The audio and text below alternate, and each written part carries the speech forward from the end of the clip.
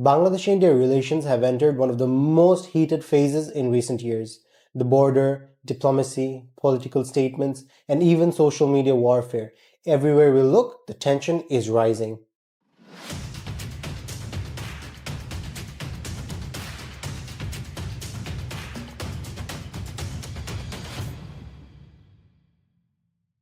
The question now is no longer whether this is normal or expected. It is whether these incidents are isolated events or part of a broader strategy to influence Bangladeshi politics. Let's have a detailed look. Over the past few months, the Bangladesh-India border has turned into an area of fear. Repeated killings of unarmed Bangladeshis by the BSF are documented. In the first quarter of 2025 alone, at least 10 Bangladeshis were shot dead. Now, what we need to do is we need to understand that these killings aren't accidents. These are intentional acts to try and intimidate us. And alongside the killings, videos have surfaced of BSF soldiers stealing goats and fleeing back to India. Yes, goats, that's how low they are. And they have not only disturbed our border areas, they have also attacked our offices within India. Bangladesh summoned the Indian High Commissioner after attacks on its mission in India. The High Commission in Delhi suspended visa services following vandalism by extremist groups. International news outlets reported the escalation, making it clear that this is no longer just a bilateral misunderstanding. It is a clear, visible diplomatic rupture. The rhetoric from Indian politicians have only made it worse. Congress MP Imran Masood said India should respond to Bangladesh decisively. BJP leaders accused Bangladesh of radicalization, framing internal Bangladeshi incidents as threats to Indian security. This is a classic case of narrative engineering. Take a domestic Bangladeshi issue, convert it into an Indian political topic, and direct pressure across the border. And it was only made worse after the assassination of Osman Hadi, our brother, who was one of the most outspoken young voices against foreign interference. His death shook the hearts of Bangladeshis, especially the youth. Yet, across the border, many Indian social media accounts celebrated it. They called him a terrorist, made memes mocking his death, even mocked his grave.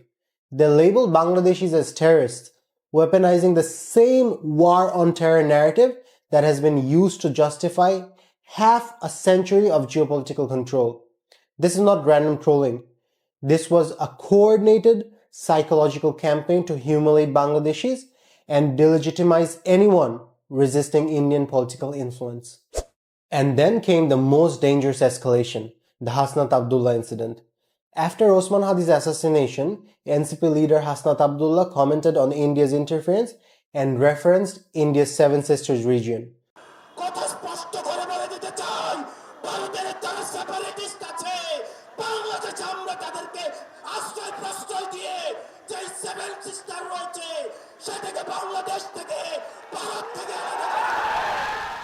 A comment that at worst was a rhetorical pushback. But within hours, a retired Indian Army officer recorded a video directly threatening Hasnat's life. Hasnat Abdullah, जिसकी बारी आने वाली है ना, चढ़ावा तो हो गया, उसका चढ़ावा हो चुका है, अब बस देखना है लकीर कब मारनी है. He openly said that Osman Hadi was killed by a strike in the head, but Hasnat would be struck in the neck and made to die slowly. This is a direct, public threat captured on video, and it implies something even darker, an admission or endorsement of Osman Hadi's assassination. For any sovereign nation, such a statement would have triggered immediate diplomatic outrage. Yet from the interim government of Bangladesh, there was no strong condemnation, no official protest, no demand for accountability. When a foreign country publicly threatens political leaders inside Bangladesh, it is not a mere disagreement. It is an open breach of our sovereignty. And as Bangladesh demands the return of convicted human rights offenders, including Sheikh Hasina, India has instead offered them sanctuary.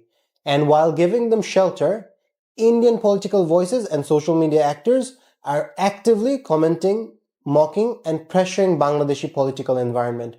This raises a critical question. To what extent is India now trying to shape Bangladesh's political landscape, be it directly or indirectly? Bangladesh has responded in limited ways. including suspending visa services for Indian citizens. Dr. Mohammad Yunus has publicly stated that the election will be held on time, but analysts warn that tensions of such magnitude often create unpredictable effects.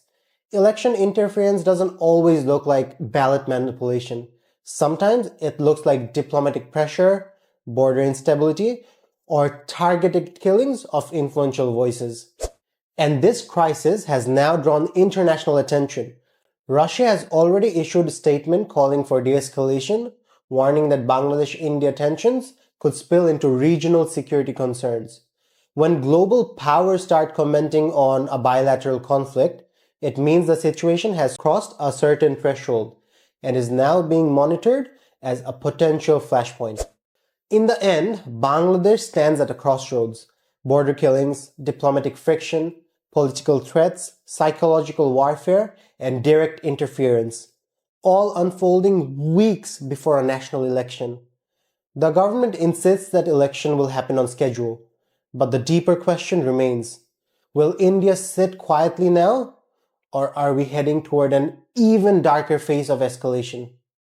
Only time will tell.